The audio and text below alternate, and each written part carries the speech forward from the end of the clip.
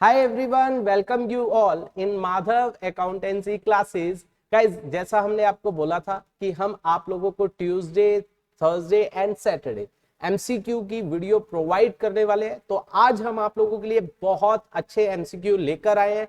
आपको इन एमसीक्यू को जरूर देखना है, समझना है और साथ साथ करना है, क्योंकि ये MCQ exam point of view से बहुत ज्यादा इंपॉर्टेंट है। इस वीडियो को स्टार्ट करने से पहले एक बहुत इंपॉर्टेंट और बहुत अच्छी न्यूज आप लोगों के लिए है कि हमने आप लोगों के लिए फ्री नोट्स बनाए हैं accounts as well as eco के लिए, जो आपको अपनी ऐप माधव अकाउंटेंसी क्लासेस जो प्ले स्टोर में अवेलेबल है वहां पर ये नोट्स आपको मिल जाएंगे। इस ऐप को डाउनलोड कीजिए। इस ऐप का लिंक नीचे डिस्क्रिप्शन में दिया गया है, आप उससे भी ऐप को डाउनलोड कर सकते हो और आप वहां पर फ्री नोट्स एंजॉय कीजिए। और वो नोट्स जो बनाए जा रहे हैं वो आपके एग्जाम पॉइंट ऑफ व्यू से है, आपको बहुत ज्यादा हेल्प करेंगे। तो चलिए गाइज, आज का लेक्चर हम स्टार्ट कर रहे हैं विद आवर फर्स्ट एमसीक्यू। देखिए क्या बोला गया है, dash is a partnership for which no period और duration is fix under the partnership act 1932। वो कौन सी पार्टनरशिप है जिसके लिए कोई भी पीरियड या ड्यूरेशन फिक्स नहीं है पार्टनरशिप एक्ट के अंदर? That is called partnership at will. वो क्या होती है बेसिकली? पार्टनरशिप एट विल क्या होती है कि आप जितना समय चलाना चाहे चला सकते हो। अगर एक भी पार्टनर ने नोटिस दे दिया कि फर्म को बंद किया जाए तो फर्म को बंद करना पड़ेगा। That is called partnership at will, कि उसके लिए कोई भी ड्यूरेशन या कोई भी पीरियड जो है वो फिक्स नहीं होता है। तो देखिए इसमें थर्ड पॉइंट है, that is partnership at will. ये आपको पता होना चाहिए। ठीक है गाइज, ये आपका फर्स्ट एमसीक्यू हुआ। आई होप ये बात आपको समझ आई होगी। इसके बाद अब आपको बताना है मेरे साथ साथ, Puma limited invited 8 lakh equity share of ₹20 each at a premium of 20%। मतलब 20 वाला 20% प्रीमियम, मतलब 4 पे, मतलब 24 में। ऑलराइट, पेबल 14 विद एप्लीकेशन, मतलब 14 एप्लीकेशन पर आ रहा है। ठीक है guys, and balance on allotment, मतलब बाकी कितना बच गया? 10 अलॉटमेंट पर आ रहा है। एप्लीकेशन वो receive for 7,50,000 share and allotment was made, और हमने अलॉट भी कर दिया। मतलब हमने सभी को 750 वालों को 750 शेयर्स दे दिए। If a share holder who applied for 4,000 share. अब यहां पर एक बार जो स्टूडेंट्स है वो कंफ्यूज जरूर होते हैं। यहां पर अप्लाइड वर्ड यूज हुआ है। गाइस 4,000 के लिए अप्लाई किया हमने, सबको सारे के सारे शेयर दिए हैं, तो उसको अलॉट भी कितने किए जाएंगे? 4,000। ये बात आपको ध्यान रखनी है। डिड नॉट पे आफ्टर एप्लीकेशन, मतलब उसने एप्लीकेशन तो दे दी लेकिन एप्लीकेशन के बाद पे किया नहीं है। अमाउंट रिसीव्ड ऑन अलॉटमेंट, तो अलॉटमेंट पर कितना पैसा आया? देखिए 7,50,000 है, उसके ऊपर कितना बनता है? 10 रुपीज, तो ये आ गया कितना? 75 लाख। ये पैसा आना चाहिए, लेकिन 4,000 वालों ने कितने रुपीज? 10 रुपीज दिए नहीं है। दैट वुड बी कितना आ जाएगा? 40,000। तो ये क्या हो जाएगा? माइनस 40,000 को माइनस करेंगे, दैट वुड बी, ये कितना आंसर आ जाएगा? 74,60,000। ये पैसा हमारा अलॉटमेंट पर आ गया। That is your answer. देखिए गाइस, आई होप ये बात आपको समझ आई होगी। गाइस आपको क्वेश्चन बहुत ध्यान से समझना है, आपको ज्यादा टाइम बिल्कुल भी नहीं लगेगा, क्योंकि आपको वो चीज करनी है जो आपसे मांगी गई है। कई बच्चे क्या एप्लीकेशन भी निकाल रहे हैं, अलॉटमेंट, उससे समय लगेगा। आप केवल वही निकालिए जो आपसे मांगी गई है। ठीक है गाइस, इसके बाद देखो, the correct order for issue of share to promoters, promoters को एंड पब्लिक इशू, मतलब हम प्रमोटर्स को भी दे रहे हैं, पब्लिकली भी इशू कर रहे हैं, उसका करेक्ट सीक्वेंस मांगा गया। सबसे पहले incorporation cost incurred by the promoter. पहली बात, इनकॉर्पोरेशन कॉस्ट होती क्या है? जब हम कंपनी को बनाते हैं उस समय जो खर्चा होता है, that is incurred by promoters. जो बनाते हैं, प्रोमोटर्स कौन होते हैं? जो कंपनी को बनाते हैं, उन्होंने ये कॉस्ट बियर की है। ठीक है, उसके बदले में हम उनको या तो पैसा देते हैं या शेयर देते हैं। Issue of share to promoter as reimbursement of incorporation cost, क्योंकि प्रमोटर्स ने इनकॉर्पोरेशन कॉस्ट बियर की है तो कंपनी उसको क्या करेगी? रीइंबर्स, वापिस करेगी, या तो उनको पैसा देगी या उनको शेयर देगी। तो यहां पर शेयर दिए जा रहे हैं। ठीक है, तो ये पहले होगा, फिर उसके बाद तो यही होगा। इसके बाद issue of prospectus inviting public to subscribe the share. उसके बाद हम क्या कर रहे हैं? प्रोस्पेक्टस इशू कर रहे हैं, किसको? पब्लिक को, ताकि वो लोग शेयर्स के लिए अप्लाई कर सके। ठीक है गाइस, उसके बाद receipt of application money and allotment of share, choose the correct option. देखो उसने मांगा था सीक्वेंस, यहां पर देखिए उसने बोला था करेक्ट ऑर्डर, तो सीक्वेंस उसने मांगा है। तो सबसे पहले कंपनी बनाई जाएगी, कौन बनाएगा? प्रमोटर। तो सबसे पहले यही होगा, प्रमोटर कंपनी बनाएंगे और इनकॉर्पोरेशन कॉस्ट होगी। फिर उनको क्या दिए जाएंगे उसके बदले में? या तो उनको पे ऑफ किया जाएगा या शेयर्स दिए जाएंगे। तो पहला स्टेप यही होगा, दूसरा यही होगा, फिर पब्लिक में, कंपनी बनने के बाद ही तो हम पब्लिक में क्या कर पाएंगे, इशू। तो थर्ड ये होगा और उसके बाद अलॉट किया जाएगा। तो ये सही सीक्वेंस ही है, A B C D. Check कीजिए, तो third is your option A B C D. I hope ये बात भी आपको समझ आई होगी, अच्छे से क्लियर हुई होगी। तो देखिए अगला है हमारे पास, बहुत ध्यान से सुनना है और साथ साथ मेरे करना भी है। देखिए इन वर्टिकल एनालिसिस, पहली बात वर्टिकल एनालिसिस होता क्या है, आपके दिमाग में होना चाहिए। What is vertical analysis? जब हम एक ही साल का डेटा लेते हैं और उसका एक कॉमन बेस लेकर उसको हम कंपेयर करते हैं, that is called vertical analysis. ये प्लस 2 में आता है, second chapter, third book, second chapter financial statement analysis में। Information is given in absolute amount, मतलब जैसे शेयर कैपिटल का एक अमाउंट हो गया, रिजर्व एंड सरप्लस का एक amount, absolute amount under different section, like share capital का एक अलग अमाउंट हो गया, रिजर्व एंड सरप्लस का एक अलग अमाउंट हो गया, उसके बाद नॉन करंट लाइबिलिटी में सबके अलग अलग अमाउंट हो गए। तो ये कह रहे हैं अंडर डिफरेंट सेक्शन, ये सही है। से टोटल एसेट, फिर हमने टोटल एसेट कर दिया, मान लीजिए एसेट है डिफरेंट डिफरेंट और उनका टोटल एसेट कर दिया। उसके बाद percentage of total of amount of the section. फिर हमने क्या किया, वर्टिकल में हम क्या करते हैं, एक कॉमन बेस लेते हैं। जैसे टोटल एसेट जो होती है, जो उसका टोटल आएगा उसको हम कॉमन बेस लेकर एक एक आइटम को कंपेयर करते हैं। ये बिल्कुल सही है, percentage of total of the amount of the section. फिर हम सेक्शन को टोटल के साथ कंपेयर करते हैं।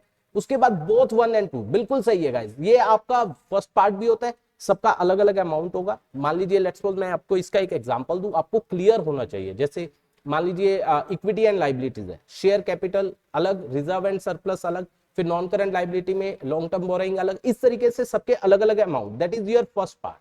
ठीक है, फिर पूरी लाइबिलिटी का टोटल आता है, that is called total liability. ठीक है, फिर टोटल लाइबिलिटी का मान लीजिए टोटल लाइबिलिटी आई 50 लाख। ठीक है, और मान लीजिए शेयर कैपिटल है 10 लाख। फिर हम क्या करते हैं वर्टिकल एनालिसिस में, 10 lakh divide by 50 lakh multiply by में 100, 10 lakh divide by 50 lakh multiply by में 100, तो ये कितना आ जाएगा 20%। तो उस यही होता है, इस तरीके से परसेंटेज फॉर्म में वर्टिकल एनालिसिस किया जाता है। तो percentage of total of the amount, total amount है 50 लाख, किसका, ऑफ द सेक्शन, सेक्शन उसका शेयर कैपिटल का कितना है 10, यही चीज है। मतलब ये दोनों चीजें होती है, पहली बात तो सबका अलग अलग अमाउंट, फिर हम क्या करते हैं टोटल को सबको अलग अलग कंपेयर करते हैं। तो both 1 and 2, that is your answer. तो answer is your C, that is sorry answer is your third. ठीक है गाइस, इसके बाद which of the following is a valid partnership, कौन सी बिल्कुल वैलिड पार्टनरशिप है, ध्यान से सुनना guys. Som and Sahani are friends and work in the same office. ठीक है, they contributed equal capital and purchased a plot for rupees 25 lakh for constructing their houses। अपने हाउस बनाने के लिए उन्होंने प्लॉट ले लिया। After a year they sold it for rupees 40 lakh and share the profit equally. Guys ये partnership नहीं है, ये तो उन्होंने क्या किया, एक प्लॉट लिया, उसमें बेनिफिट हुआ और बेच दिया, उनका इस चीज का बिजनेस नहीं है, तो ये पार्टनरशिप नहीं होती है। इसके बाद doctor Mangal and Guru opened a charitable, guys charitable है क्योंकि पार्टनरशिप प्रॉफिट मोटिव के लिए होती है, ये भी नहीं है। Sun moon and star entered into a partnership to develop a mega city near crossing republic Ghaziabad. एक क्या मेगा सिटी डेवलप करने के लिए उन्होंने पार्टनरशिप की। गाइस किस लिए होगी, प्रॉफिट मोटिव, यस ये हम कह सकते हैं। इसके बाद Nexon and punt formed a group for of the person for construction of temple, ये प्रॉफिट मोटिव नहीं होता है, तो ये भी नहीं है। तो answer is your third. I hope ये बात भी आपको समझ आई होगी। इसके बाद गुडविल, बहुत अच्छा क्वेश्चन है, that is very wonderful question, important question है। यूजुअली बच्चे इसको गलत करते हैं। Goodwill plus net asset equal to, देखो goodwill plus net asset equal to total asset, purchase consideration, capital reserve, total asset plus total liability. बहुत सारे बच्चों को यही नहीं पता चलता ये क्वेश्चन है क्या है। ये क्वेश्चन है गाइस, आप ध्यान कीजिए। आप लेट्स सपोज शेयर की भी बात करें या डिबेंचर्स की भी बात करें, हमने अदर देन कैश हमने क्या किए, शेयर इशू किए या डिबेंचर, पहली एंट्री क्या होती है, एसेट्स, नेट एसेट। ठीक है, अगर हमने ज्यादा पे किया तो प्लस में हम कर देते हैं गुडविल, याद होगा, आ गया भैया, याद आ गया, is equal to purchase consideration. हम एंट्री क्या करते हैं, एसेट्स टू लाइबिलिटीज, टू में परचेज कंसिडरेशन, जिस भी पर्सन को देना है परचेज, उस पर्सन का नाम विद परचेज कंसिडरेशन। तो assets minus liability, that is called net asset. अगर हमने ज्यादा पैसा दिया तो हम यहाँ पर गुडविल बैलेंसिंग फिगर लिखते हैं या नहीं लिखते हैं, बिल्कुल यस। तो यही बात तो कह रहा है, नेट एसेट, तो ये अब लाइबिलिटी तो खत्म होगी, नेट एसेट ही लिख दिया। नेट एसेट प्लस गुडविल किसके इक्वल होता है, परचेज कंसिडरेशन। तो आंसर इज योर 2। ये बात बहुत अच्छी है, ये बात अगर मैं बात करूं ये क्वेश्चन बहुत जबरदस्त क्वेश्चन है, ये आपको क्लियर होना चाहिए। चलिए गाइस आगे चलते हैं। Which of the following are related to reserve capital, ये इनमें से कौन सा रिजर्व कैपिटल से रिलेटेड है। पहली बात, रिजर्व कैपिटल होता क्या, ये आपको क्लियर होना चाहिए। रिजर्व कैपिटल वो कैपिटल होती है जो कब मंगवाई जाएगी, eight the time of winding up, जब कंपनी बंद होगी तभी ये पैसा मंगवाया जाएगा, अदरवाइज मंगवाया नहीं जाएगा, that is called reserve capital. तो यही बात बोल रहा है, at first part it is that part of uncalled capital which is called at the time of winding up. बिल्कुल सही। It is mandatory to have it, नहीं गाइस ये जरूरी नहीं है कि कंपनी को ये करना ही करना पड़ेगा, कंपनी की मर्जी है, रिजर्व कैपिटल रखना चाहे रख सकते हैं, नहीं रखना चाहे ना रखे, ठीक है। Special resolution is required for it, बिल्कुल सही, इसके लिए स्पेशल रेजोल्यूशन डालना पड़ता है। It is an uncalled capital, बिल्कुल सही, ये भी बिल्कुल सही है। It can be used to write off capital loss, नहीं गाइस ये गलत है। तो यहां पर देखिए A C D, choose the correct option, ACD check करो, that is your third answer. I hope ये बात भी आपको समझ आई होगी, बहुत अच्छा क्वेश्चन था। इसके बाद देखिए डस्टर लिमिटेड इशू किया उसने 45,000 9% डिबेंचर 100 का एक एट अ डिस्काउंट ऑफ 3%, ठीक है 3% डिस्काउंट हो गया एंड 5% प्रीमियम। एक तो देखो अभी डिस्काउंट दे रहे हैं और एक फ्यूचर पर प्रीमियम है, तो दो ये लॉसेस हो गए, ठीक है। 3% ये हो गया, ये आ जाएगा 3 पर 15, 3 चौके 12, 13, 1,35,000 ये हो गया, ठीक है। एक तो ये हमारा लॉस हो गया और एक 5% तो ये आ जाएगा 25, 5 चौके 20, ये आ जाएगा 2,25,000, तो ये हो गया total 3,60,000। The company has a balance in security premium and capital reserve 1,50,000 and 1,20,000। Loss on issue of debenture देखिए 360 दिया हुआ है, ये 360 हमारा बन रहा है। Will be return of by passing the entry. Guys बिल्कुल सिंपल है, आपको क्लियर होना चाहिए। हम इस लॉस को पहले राइट ऑफ करवाएंगे सिक्योरिटी प्रीमियम से, फिर statement of profit and loss से, कैपिटल रिजर्व से नहीं होगा। ये बात आप ध्यान रखना गाइस, कैपिटल रिजर्व से राइट ऑफ नहीं होता है। पहला होगा सिक्योरिटी प्रीमियम, दूसरा होगा statement of profit and loss से, माइंड इट गाइस। तो जितना हमारा सिक्योरिटी प्रीमियम है 1,50,000, ये पूरा का पूरा हो जाएगा 360 में से। तो security premium reserve account debit, वैसे अब रिजर्व भी यूज नहीं होता है, सिक्योरिटी प्रीमियम अकाउंट डेबिट कितना आ जाएगा 1,50,000। बाकी किससे होगा statement of profit and loss, कितना रहेगा 210। तो चेक करो यहाँ पर कौन सा है, फर्स्ट पार्ट में कैपिटल रिजर्व है, नहीं आएगा। केवल statement of profit and loss गलत है, कैपिटल रिजर्व से होगा ही नहीं। सिक्योरिटी प्रीमियम से 150, statement of profit and loss से 210, और ये बिल्कुल सही है गाइस, ये बिल्कुल करेक्ट ऑप्शन है, ठीक है गाइस। आई होप ये बात भी आपको समझ आई होगी। इसके बाद आगे देखिए, विच ऑफ द फॉलोइंग,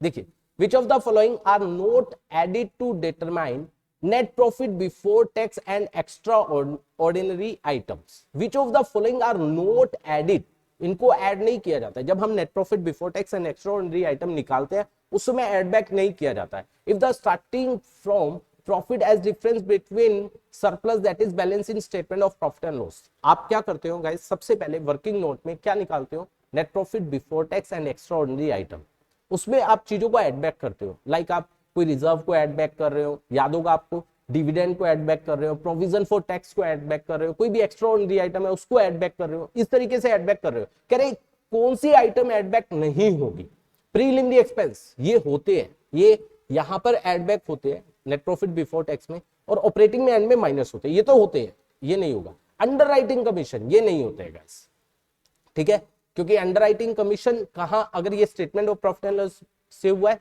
तो ये बाद में, कब, adjustment for non cash and non operating item वहां होते हैं, यहां नहीं होते हैं। शेयर इशू एक्सपेंस ये भी नहीं होते, loss on issue of debenture ये भी नहीं होते, गुडविल एमोर्टाइज ये भी नहीं होते, क्योंकि ये सब यहां नहीं होते गाइस, माइंड माय वर्ड, ये सब यहां नहीं होते हैं। ये सब कहां होते हैं, हम बात कर रहे हैं net profit before tax and extraordinary item, ये निकाला, फिर उसके बाद आता है सबसे पहले calculate of cash flow from operating activity, फिर लिखते हैं adjustment for non cash and non operating item, ये सब वहां ऐड बैक होते हैं, यहां नहीं होते हैं। तो ये सब क्या हो गया, B C D E, yes correct option जो होगा B C D E, yes that is your answer second, ठीक है गाइज, ये बात आपको क्लियर होनी चाहिए, बहुत अच्छा क्वेश्चन था। इसके बाद देखिए, Rudra and Mahesh are partner है, sharing profit and losses in the ratio of 2:1, ठीक है, उनकी रेशियो है 2:1। They admit Shiva for Shiva on 1 April 2022 for 1/5 share, वो 1/5 के लिए आ रहा है। Shiva bring 18,000 as a share of goodwill, वो आपने गुडविल का हिस्सा, ये उसी की गुडविल है, पूरी फर्म की नहीं है, उसी की गुडविल का हिस्सा लेकर आ रहा है। He agrees to contribute capital in new profit sharing ratio. Guys capital adjustment वाला आ गया, बहुत अच्छा क्वेश्चन है। Their capital account have balance of 1,02,000 and 73,000 respectively after all adjustment. सब कुछ एडजस्ट करने के बाद, केवल गुडविल को क्या नहीं किया है, एडजस्ट नहीं किया, मतलब ऐड नहीं किया। Amount brought by Shiva as capital will be, देखो अब हमें कैपिटल को क्या करना है, कैपिटल एडजस्ट करके उसकी नए पार्टनर की कैपिटल निकालनी है। देखो 1,02,000 रुद्रा की है, 73,000 महेश की है, और इनको दोनों को क्या दिया जाएगा, गुडविल भी दी जाएगी, क्योंकि कुछ नहीं बोला गया, तो इनकी सेक्रीफाइसिंग रेशियो 2:1 है, तो दोनों को मिल जाएगी, तो दोनों की कैपिटल में जाएगी तो ऐड होगी। तो हमने टोटल यही कर दिया, क्योंकि हमें अलग अलग करने की जरूरत नहीं है, हमारे पास इतना समय नहीं है। तो ये आ गया 1 लाख, कितना हो गया, 1,75,000 और 18, 1,93,000। ठीक है गाइस, अब देखिए अब कैसे होगा, ये कितने के लिए आ रहा है, 1/5, कुछ नहीं बोला गया, तो 1 में से 1/5 क्या करेंगे, माइनस, तो आ जाएगा 4/5। रिमेनिंग पार्टनर जो है वो 4/5 लेंगे, जो दोनों पार्टनर है पुराने वो 4/5 लेंगे, और उनकी कैपिटल जो है वो 1,93,000, इससे पूरी फर्म की कैपिटल आ जाएगी। अगर मैं कहूं पूरी फर्म की कैपिटल है एक्स का 4/5 कितना है, 1,93,000। ठीक है, तो यहां पर पूरी फर्म की कैपिटल क्या होनी चाहिए, दैट इज 1,93,000 इंटू में 5/4। तो अगर मैं इसकी कैलकुलेशन करूं, देखिए that would be 1,93,000 इंटू में 5/4, तो ये आ जाएगा 2,41,250। ये पूरी फर्म की कैपिटल आ गई जो होनी चाहिए। अब किसका शेयर निकालेंगे, नए पार्टनर का निकालेंगे, तो ये आ जाएगा दैट वुड बी 2,41,250। वो कितने के लिए आ रहा है, 1/5, इसको 5 से डिवाइड कर देंगे, डिवाइड बाय 5, तो ये आ जाएगा 48,250, ये उसकी कैपिटल हो जाएगी। Answer would be second. I hope ये सारे के सारे आपको एमसीक्यू बहुत अच्छे से समझ आए होंगे, बहुत अच्छे लगे होंगे, क्योंकि बहुत यूनिक एमसीक्यू है। इस तरीके से हम हर ट्यूसडे, थर्सडे और सैटरडे आपको नए नए एमसीक्यू प्रोवाइड करते रहेंगे। आप इस चैनल को सब्सक्राइब कर लीजिए ताकि आपको नोटिफिकेशन मिलती रहे, क्योंकि बहुत जबरदस्त और सीयूईटी पॉइंट ऑफ व्यू से हम एमसीक्यू आपको देने वाले हैं। अगर आपको ये वीडियो पसंद आई है तो लाइक एंड कमेंट जरूर कीजिए, और ज्यादा से ज्यादा अपने फ्रेंड सर्कल में इसको शेयर कीजिए ताकि उन तक भी बेनिफिट मिल सके। Thank you so much for watching this video.